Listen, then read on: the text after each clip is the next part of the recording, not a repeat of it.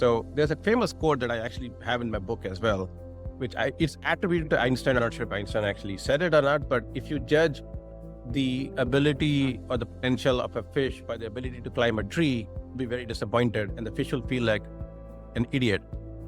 The point here is we feel better fulfilled, maximizing potential when we are in the right roles, doing the right things that are interesting for us, as well as are helping us grow as individuals in our own life and careers. The book is really about finding that blue zone spot where your organization's needs, which are important because that's what you get paid for, and your own desires and your skill sets all align. And sometimes they don't align. In many cases, they don't align. I would say in majority of the cases, they don't always align.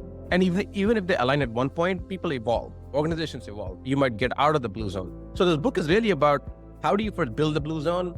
How do you get people into the blue zone? And then also about how do you get people who have slipped out of the blue zone over time back into the blue zone.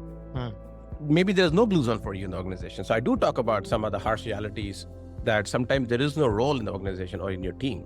And how do you handle that? So it's a book for the managers to really build a purposeful organization where they can have these honest discussions. Yeah. So let's start with what you said, right? So you are an entrepreneur, you are a CEO, and you also mentioned the big four, right? And many times the top executive teams are the ones who have the biggest responsibilities. Like even the best consultants out there are very busy, right, in delivering for their clients.